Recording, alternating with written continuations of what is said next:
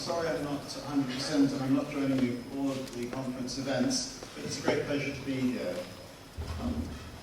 I'm here in the flesh and blood on planet Earth with you this morning. I sometimes wonder whether all our politicians are on this planet. But David Cameron, and certainly the planet he's on, the English language doesn't have the same meaning as in the planet I'm on. We talk about a veto for the European Union Fiscal Union Treaty. Nevertheless, I saw last week that there still is a Fiscal Union Treaty despite Mr. Cameron's supposed veto. Well, you might say Mr. Cameron might object to that he had in fact extracted a major concession from the French. After all, he got Nicolas Sarkozy to shake his hand.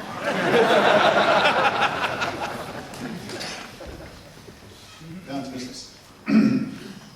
I'm one of the UKIP's two economic spokesmen, and Nigel Farage is the other one. So I have further competition, but I'm going to try this morning to turn a little bit about what I see my job as being, and also I'd welcome input from you. If you think I can do it better and should do other things, then please tell me. Talk about planets. Suppose I were visiting Marshall. I come to the Earth, and there are United Nations, 193 countries. 27 of these belong to the European Union, and 17 have the same currency. They're in the Eurozone. And then there are 166 other countries in the rest of the world. So we have, in effect, Britain, of course, is kind of, it's in the European Union, but not in the Eurozone. And in fact, apart from Britain, the other countries outside the Eurozone, in the European Union, aren't that important. Sweden is quite important, but on the whole, they're not terribly important. So more or less, the world is split. Visiting Martian is split into the rest of the world, the Eurozone, and the UK. And what I'm going to do in the next few minutes, I'm going to use some figures from the International Monetary Fund. These different groups, I can use this data because I'm going to start in 1991. And you'll all know here that was when the debate on the single currency was being translated into the Maastricht Treaty, which came to in December 91, early 92. I'm going to end in 2016, because this is where the IMF numbers end. Okay? Now, talking about the Maastricht Treaty and the single currency and all these things, you will know that at the start of the process, there were many people who thought that we were outside, on the periphery, going to be marginalised, and so on. And so there's this famous chap, this famous economic guru called Nick Clegg, in 2001, if we remain outside the euro, we will simply continue to subside into a position of relative poverty and inefficiency compared to our more prosperous European neighbours. A couple of years later, Peter Mandelson, now board, Peter Mandelson, quote, staying out of the euro will mean progressive economic isolation for Britain, mean fewer foreign businesses investing here, fewer good jobs being created, and less trade being done with our European partners. By the way, Peter Mandelson, what about the other 166 countries that didn't belong to the EU at all? Are they all, in progressive economic isolation and the rest of it? What a lot of nonsense. Anyway, let's now look at these numbers for, now ladies and gentlemen, this is, if you like, the most basic economic criterion of all. How much are we producing? How is it growing? All right?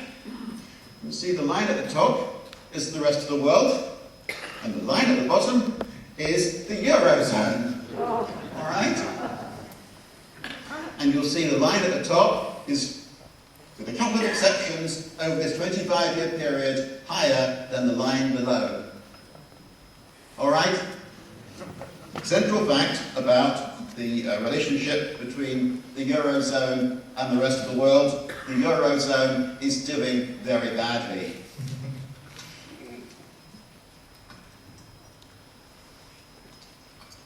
brought in this single currency to make themselves more efficient and more prosperous, according to Mr. Clegg.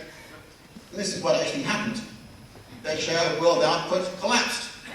Went down from about 22% in 1991 to an expected 12% or so in 2016. You see at the moment it's down to about under 15%.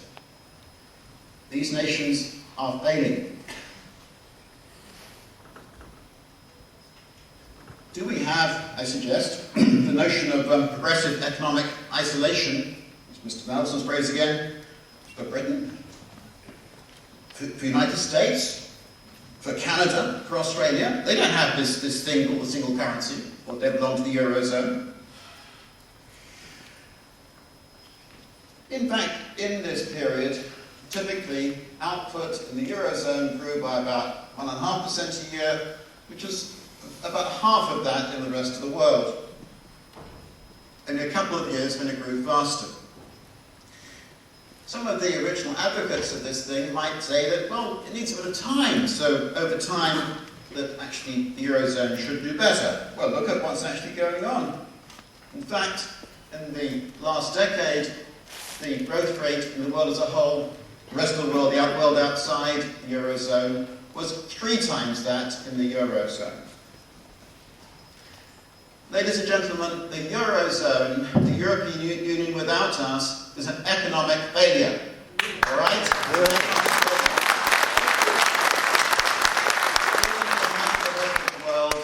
It's falling behind our Commonwealth partners. It's falling behind the rest of the English-speaking world too, which I'm going to build this up in the next few minutes.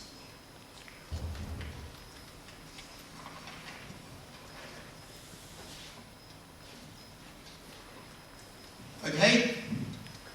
We must get this over. This is the central fact we must get over. We joined the common market as it then was in 1973 because at that time the common market was regarded as an economic success and Britain was regarded as an economic failure. So we thought we joined and become an economic success too.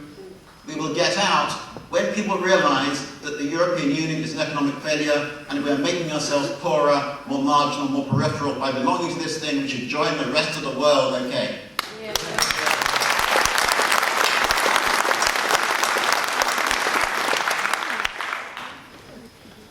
Why is the Eurozone a failure?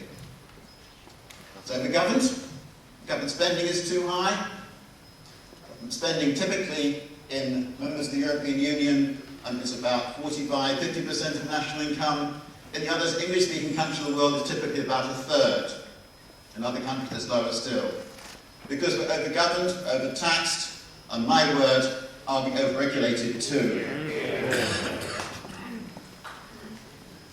We're overtaxed, overgoverned, overregulated, but also badly governed, badly taxed and badly regulated. What a stupid tax, financial transactions tax, so stupid even the French can't introduce it when they say they're going to. And we are badly governed, badly taxed and badly regulated precisely because the bureaucrats in Brussels are in charge instead of democratically elected politicians in our own country.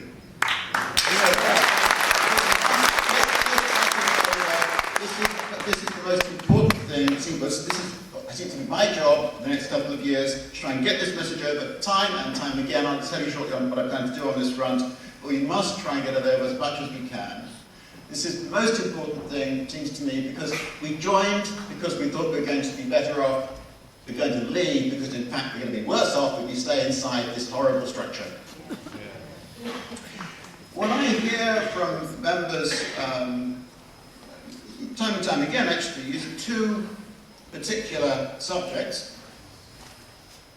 These things also often come from Nick Clegg and the Lib Dems, aren't they awful?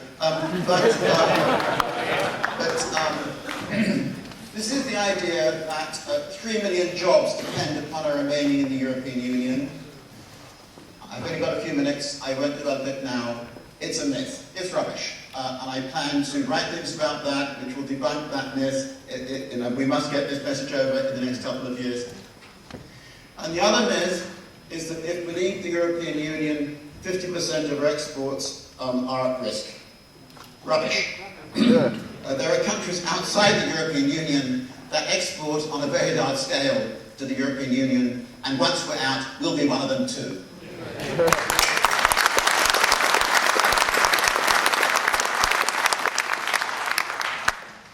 So, can I just say on this front that I'm planning to produce a pamphlet called Better Off Out. It may become an annual pamphlet, Better Off Out 2012, 2013, 2014, and so on. We'll see how it goes.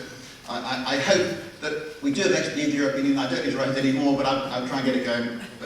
And the other one is I'm going to be, again, helping Gerard with the cost of the EU pamphlet under UKIP colours this summer.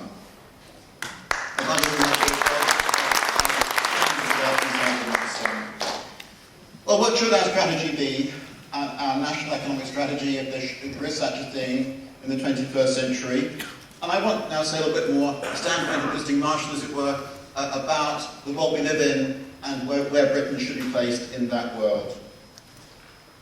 It's very important for us to realise that we speak English, we're not alone, and in fact, the nations that, in a sense, come from us are far, far more important than the European Union in this world.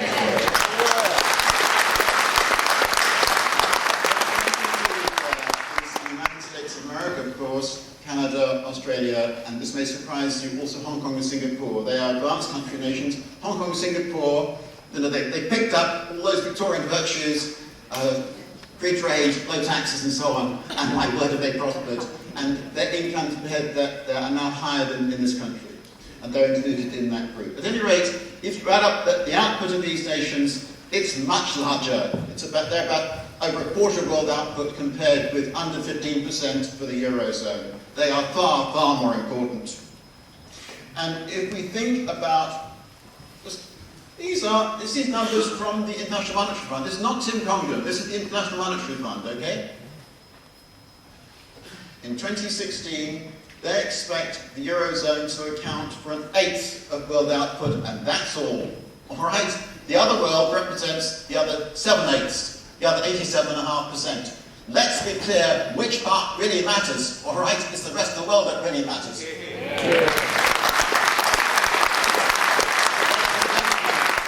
Because the Eurozone is overtaxed, overgoverned, overregulated, badly governed, badly taxed, badly regulated, that share of world output will carry on falling, all right?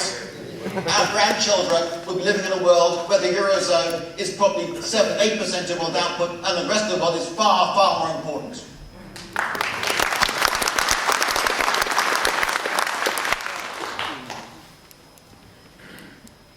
So what the visiting Martians say, if you saw Britain today, kind of semi-detached in a sense from the Eurozone, but a member of the European Union. Surely he would say that the people of this country are mad to be linked up to the European Union. Well, in fact, most people in Britain want us to leave. The people who are mad, the people on the other planet, are of course the politicians. You know, the Clays, Camerons, Mandelsons, and so on. The British people want to leave.